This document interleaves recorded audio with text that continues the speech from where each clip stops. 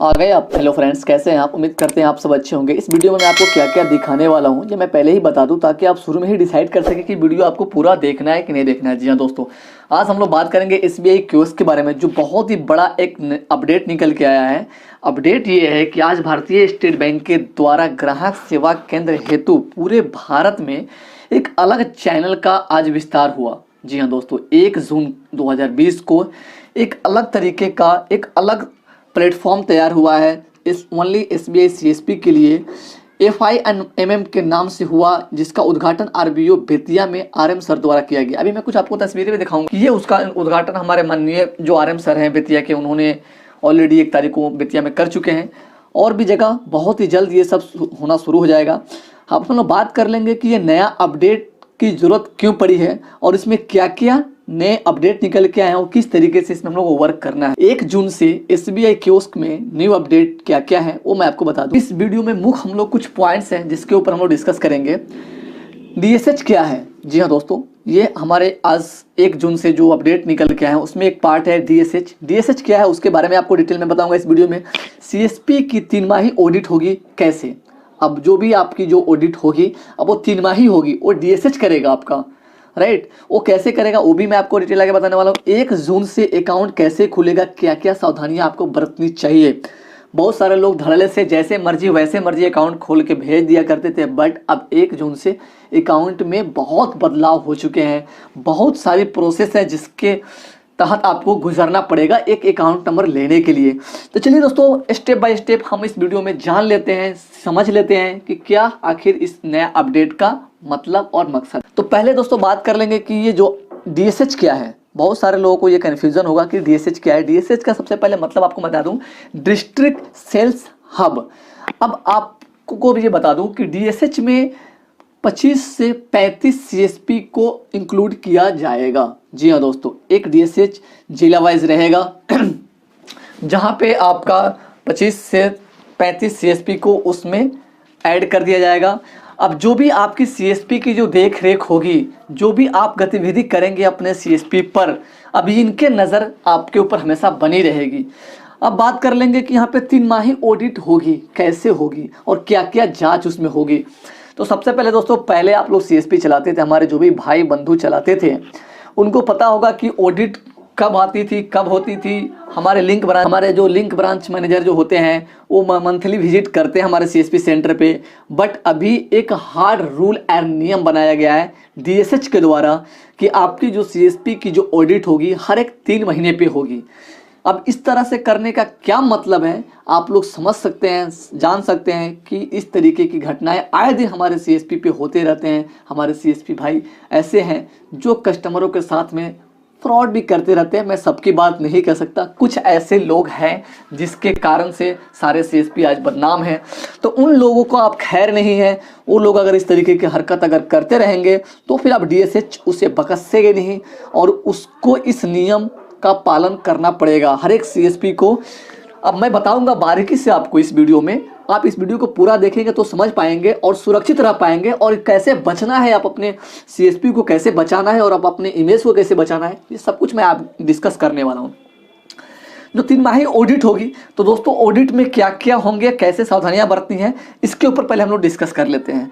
सबसे पहले हम लोग बात कर लेंगे कि 1 जून से, राइट, 1 जून 2020 से आप लोगों ने जो भी ट्रांजेक्शन किए होंगे, ठीक है, अब 1 दिन आप लोग गुजार चुके होंगे, 1 दिन का आप लोग ट्रांजेक्शन या जो भी अकाउंट खोलना होगा आप लोग खोल चुके होंगे।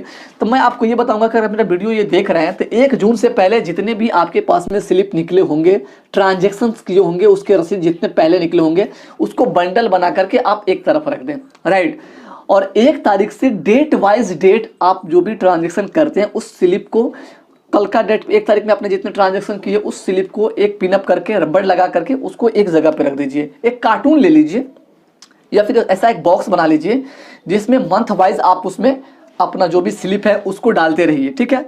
अब 1 तारीख से हम शुरू करते हैं कि कल के डेट में जो भी भाई हमारे ऐसे ट्रांजेक्शन किए होंगे उस स्लिप को जा करके अपने सेंटर पे उसको बहुत ही प्यार से संभाल करके उसको अटैच करके सुरक्षित करके अपने उसको डब्बे में किसी में रख लेना है। अब उसको अपना डे बाय डे एक भी आपका रसीद मिस नहीं करना है। जितने भी कस्टमर का आप ट्रांजेक्शन करते हैं, जितने भी नंबर ऑफ ट्रांजेक्शन आपके रजिस्टर पे मेंटेन होंगे, उतना ही आपका रसीद भी होना चाहिए, ना ही उसमें एक कम और ना ही एक ज़्यादा होना चाहिए। जितना रजिस्टर में नंबर ऑफ रिकॉर्ड है उतना ही आपका ये प्रिंट ऑफ रसीद भी, रिसिप्ट भी आपका होना चाहिए। अब उसके बाद बात कर लेंगे कि रजिस्टर मेंटेन कैसे करना है। बहुत सारे लोग ऐसे करते हैं कि रजिस्टर में काट छांट करना शुरू कर देते हैं, कभी अमाउंट लिखा 2000 फिर काट के बना दिया 2500, ये कर दिए। उस तरीके का आप नहीं चलेगा, बिल्कुल साफ सुथरा आप देखिए कि रसीद पे कितना अमाउंट निकला है, उतना ही अमाउंट आपको उसमें लिखना पड़ेगा। जी हाँ दोस्तों, अब हम लोग बात कर लेंगे कि अकाउंट ओपन करने में क्या क्या सावधानियां बरतनी चाहिए। अगर आप अकाउंट ओपन करते हैं तो सबसे पहले तो आपको जीरो बैलेंस पे अकाउंट खोलने की कोई ज़रूरत नहीं है, क्योंकि उससे भी आपका कोई प्रॉफिट होने वाला नहीं है। जब भी अकाउंट खोले कम से कम कस्टमर को ये कहे कि आप 500 रुपये कम से कम डालें, ताकि अब अकाउंट फॉर्म की भी निगरानी अब आपका DSH करेगा, डिस्ट्रिक्ट सेल्स हब भी करेगा आपका। तो उसमें अगर पाया गया कि आपने 10 रुपया, 5 रुपया, 0 रुपया, 20 रुपया डाल करके अकाउंट खोले हैं, तो उसके ऊपर भी आपसे सवाल पूछे जा सकते हैं। इसलिए जब भी आप अकाउंट खोले तो मिनिमम बैलेंस कम से कम उसमें 500 डालेंगे, तो उससे आपका भी फायदा होगा और उस ग्राहक को भी लगेगा कि हाँ मेरा अकाउंट एक वैल्यूएबल अकाउंट खुला हुआ है। अब बात कर लेंगे कि अकाउंट खोलने के बाद उस फॉर्म को कहाँ लेके जाना है। मेरे साथी, मैं आपको ये बता दूं, मेरे भाई आपको मैं ये बता दूं कि पहले बहुत ही आसानी से अकाउंट खोला, फटाक से ब्रांच में गए, लिंक ब्रांच में झटाझट गए, चेकर मेकर करा लिया, अकाउंट आ गया, कस्टमर को प्रोवाइड करा दिया।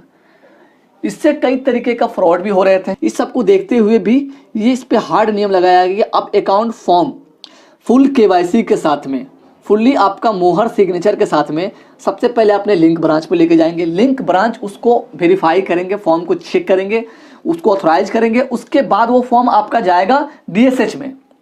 DSH भी उस फॉर्म को जांच करेगी, चेक करेगी। उसके बाद फिर आपका वहाँ पे सब कुछ करने के बाद वो ऑथराइज करेगी, तो आप अकाउंट नंबर कलेक्ट कर सकते हैं। ये प्रक्रिया हो गई। अगर जांच में किसी भी प्रकार की कोई गलती पाया जाता है उसमें, तो इमीडिएटली आपकी अकाउंट वहाँ पे रिजेक्ट कर दी जाएगी। तो इस तरीके के कुछ हार्ड नियम हैं, कुछ हार्ड रूल है जिससे आपको बचना है। अब मैं बताऊंगा कि अब आपको 1 तारीख से किस तरीके से अपने CSP पे वर्क करना है ईमानदारी से। जी हाँ दोस्तों, हमारे जितने भी साथी हैं बहुत स्मार्ट हैं, बहुत जानकार हैं, उन्हें बताने की समझाने की कोई ज़रूरत नहीं है। फिर भी मैं उनके याद के लिए मैं थोड़ा सा ये बता दूं कि DSH जो है बहुत एक सख्त तरीके का इनका एक अपना तरीका रहेगा CSP को ट्रीट करने का, क्योंकि अभी बीते सालों में बहुत सारे ऐसे CSP हैं जो फ्रॉड करके जा चुके हैं, कस्टमरों का पैसा लेके भाग चुके हैं। इस सब को देखते हुए बिल्कुल कोई भी CSP अगर इस तरीके का हरकतें करेगा वो बख्शा नहीं जाएगा। अब मेरे भाई एक बात बताएं, अगर इस तरीके की हरकत आप करते हैं, DSH के नज़र में कोई मरवत नहीं है, कोई बख्शाइश नहीं है। आपका लिंक ब्रांच के मैनेजर अगर जाते थे तो फिर आपको समझा के भी आ जाते थे कि भाई आप अपना बिल्कुल सही ढंग से रजिस्टर मेंटेन करें, सही ढंग से आप रसीद निकालें, सही ढंग से फॉर्म फिलअप करके लिंक ब्रांच में सबमिट करें। लेकिन DSH बिल्कुल बर्दाश्त आपका ये नहीं करेगा। जरा से भी गलती आपकी होगी तो आपको डांट फटकार मिलेगा। और अगर थोड़ा सा भी अगर कस्टमर के प्रति आपकी अगर लापरवाही होगी, कस्टमर के पैसे के साथ अगर थोड़ा सा भी अगर हेर फेर आपका होगा, तो उसमें आपका DSH नहीं बख्शेगा। इमीडिएटली आपकी कोर्ट क्लोज होगी, इमीडिएटली आपके ऊपर FIR होगा, यानी कि सब कुछ क्विकली होगा। पहले जो CSP फ्रॉड करके जाते थे तो बहुत दिन तक इंतजार किया जाता था कि भाई ये आके अपना मैनेज कर ले, बट अब ऐसा कुछ नहीं होगा। जो भी लोग अगर CSP इस तरह से फ्रॉड करेंगे उनके ऊपर इमीडिएटली एक्शन लिया जाएगा और उनके साथ साथ उनके घर परिवार की भी इज्जत खतरे में आ सकती है। इसलिए मेरे हार्डली आप लोगों से रिक्वेस्ट है, बी ऑनेस्ट, ईमानदारी से काम करें, नियम से काम करें, ताकि आपके पास अगर 3 माही ऑडिट भी जाता है तो किसी भी प्रकार का आपके ऊपर कोई क्लेम ना हो, किसी भी प्रकार का कोई आपके ऊपर आरोप ना सिद्ध हो कि हाँ ये CSP गलत तरीके से वर्क कर रहे हैं।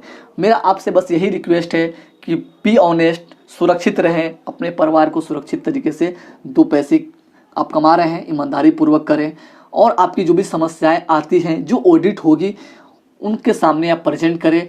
हमें जहां तक लगता है कि ये SBI कियोस्क के लिए जो इतनी बड़ी बदलाव है, जो भी आपकी समस्याएं आ रही है, उनको भी वो लोग मद्देनजर रखते हुए इस चीज़ को डेवलप किए होंगे। तो जहां तक मुझे उम्मीद है कि आपकी जो भी समस्याएं हैं वो आने वाले चंद दिनों में वो सब खत्म हो जाएगी, आपको कोई परेशानी नहीं रहेगा। बस इतना ही आपको इतना ही काम करना है कि आपको ईमानदारी से, साफ सुथरा तरीके से आपको काम करते रहना है। ये छोटी सी जानकारी थी, मैं सोचा आपके साथ शेयर करूं। अगर इस वीडियो के अकॉर्डिंग कोई भी आपका राय हो तो प्लीज मुझे आप कमेंट बॉक्स में दे सकते हैं। Okay, thank you, best of luck, see you again.